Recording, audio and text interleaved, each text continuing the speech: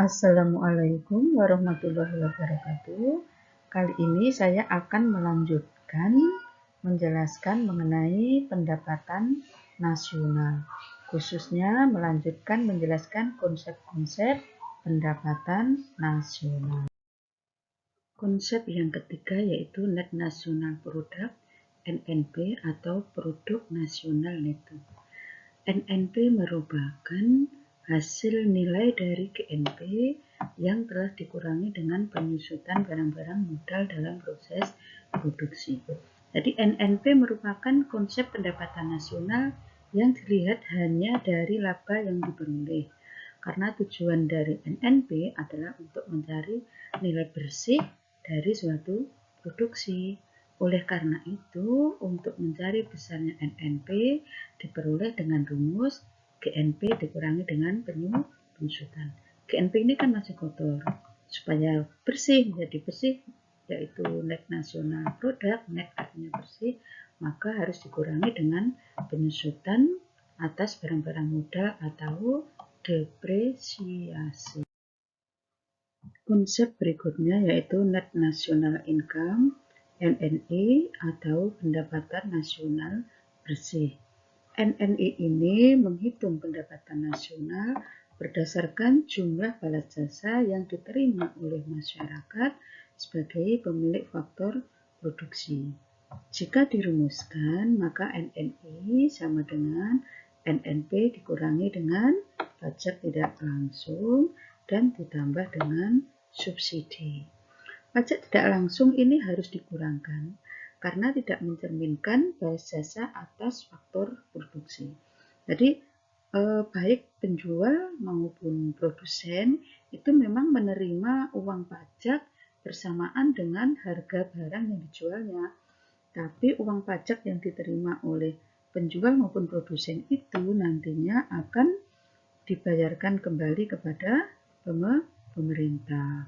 Sedang kalau subsidi ini harus ditambah ya, tandanya plus. Karena apa? Karena harga tertentu dibuat lebih murah dari biaya produksi yang sesungguhnya dengan adanya subsidi ini.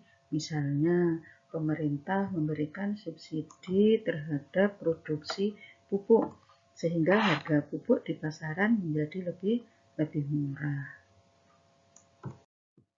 Coba kalian perhatikan latihan soal berikut ini. Diketahui unsur-unsur yang mempengaruhi pendapatan nasional, GNP 90.000, pajak langsung 1.000, pajak tidak langsung 10.000, penyusutan barang modal 5.000. Hitunglah besarnya NNI. Untuk menghitung besarnya NNI, maka harus diketahui dulu besarnya NNP. Sedangkan di soal ini NNP-nya belum diketahui. Oleh karena itu NNP-nya harus dicari dulu. NNP rumusnya apa? GNP dikurangi dengan penyusutan atau depresiasi. GNP-nya 90.000, penyusutan atau depresiasinya 5.000, sehingga besarnya NNP diketahui senilai 85.000 miliar rupiah. Kemudian untuk mencari besarnya NNI, rumusnya adalah NNP dikurangi dengan pajak tak langsung, yaitu sebesar 10.000 rupiah, kemudian ditambah dengan subsidi. Di sini subsidinya nggak diketahui, berarti subsidinya 0. Boleh ditulis, boleh tidak, karena 0 itu tidak berpengaruh. Misalnya kita tulis subsidinya 0. Sehingga besarnya NNI adalah senilai 75.000 miliar rupiah. Konsep yang kelima adalah personal income atau pendapatan perseorangan. PI menghitung jumlah pendapatan yang diterima oleh setiap orang.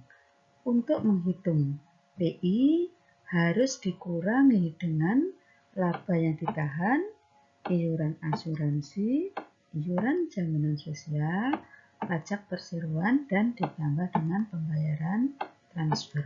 Apa itu pembayaran transfer atau transfer payment? Transfer payment adalah pembayaran yang diberikan oleh pemerintah kepada mereka yang sudah tidak ikut serta dalam proses produksi. Jadi, mereka sudah tidak bekerja tapi masih diberikan tunjangan atau pembayaran oleh pemerintah. Misalnya tunjangan pensiun, tunjangan pengangguran, tunjangan yang diberikan kepada bekas pejuang atau veteran, dan pembayaran-pembayaran transfer yang lain, misalnya bantuan langsung tunai dan sebagainya. Oleh karena itu, PI rumusnya NNI ditambah dengan transfer payment dikurangi dengan laba ditahan dikurangi dengan iuran asuransi dikurangi iuran jaminan sosial dan dikurangi dengan pajak perseroan. Kalau ini tandanya ada tanda kurung, maka ini semua tandanya adalah plus. Tapi kalau tanda kurungnya dihilangkan, maka tanda plus ini langsung diganti dengan tanda minus. Ya, konsep yang terakhir yang keenam yaitu disposable income (DI) atau pendapatan disposable atau dikenal juga dengan pendapatan bebas atau pendapatan yang siap dibelanjakan.